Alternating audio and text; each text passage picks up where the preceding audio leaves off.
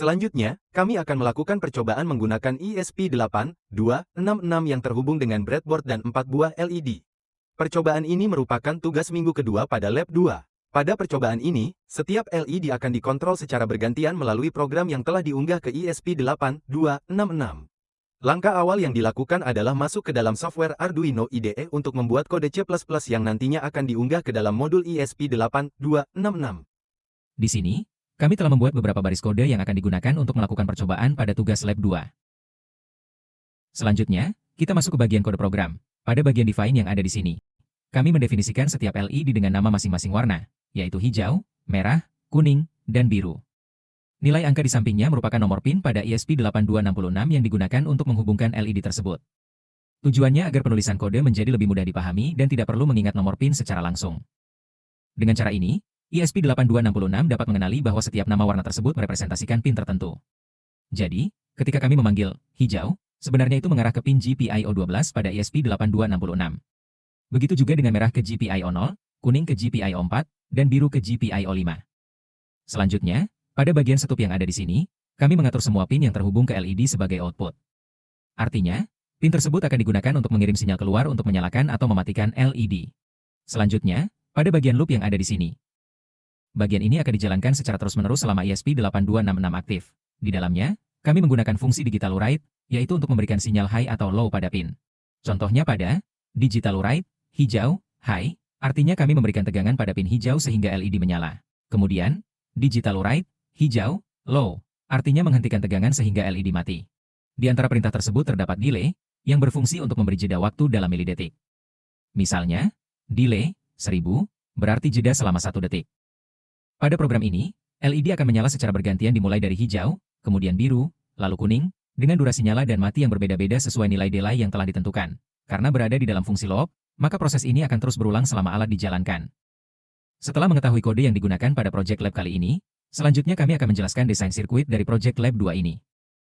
Dalam proyek kali ini, kami menggunakan beberapa bahan antara lain terdapat ESP8266, kemudian 4 buah LED dengan warna yang berbeda, lalu ada 1 buah resistor dan 1 buah breadboard. Pertama, perhatikan pin G atau ground pada board ESP8266. Pin ini akan kita gunakan sebagai jalur negatif pada rangkaian. Kemudian, kita hubungkan pin G atau ground pada ESP8266 menggunakan kabel jumper. Ujung pertama kabel dipasang ke pin G, lalu ujung satunya lagi kita tancapkan ke salah satu lubang yang ada pada breadboard. Setelah kita memasukkan ujung kabel jumper yang terhubung ke ground ke salah satu lubang pada breadboard, maka satu baris lubang ini secara vertikal akan memiliki arus ground dari ESP tersebut. Pada breadboard, lubang-lubang yang tersusun dalam satu baris, sesuai jalurnya, memang saling terhubung secara internal, sehingga arus ground dapat mengalir ke seluruh titik pada jalur tersebut. Setelah kita memasukkan arus ground ke dalam salah satu baris pada breadboard, kemudian kita memasangkan resistor. Salah satu kaki resistor kita pasangkan ke dalam lubang yang memiliki arus ground dari sebelumnya, dan satu kaki lainnya kita masukkan ke dalam lubang yang berada di atas breadboard. Resistor memiliki fungsi untuk menghambat arus listrik sekaligus tetap menjadi penghubung dalam rangkaian. Jadi, ketika salah satu kaki resistor kita masukkan ke dalam lubang breadboard yang terhubung ke ground, maka kaki tersebut akan ikut terhubung ke ground. Selanjutnya, arus ground tersebut akan melewati resistor, lalu diteruskan ke kaki resistor yang satunya, yang kemudian kita hubungkan ke lubang lain pada bagian atas breadboard. Sehingga, satu baris lubang pada breadboard yang dimasuki oleh salah satu kaki resistor yang terhubung ke ground, secara horizontal akan ikut terhubung ke ground dan memiliki arus ground. Kemudian perhatikan pin GPIO2 pada ESP8266, yang mana pin tersebut akan kita gunakan untuk LED berwarna kuning. Kemudian kita sambungkan pin tersebut ke salah satu lubang pada breadboard.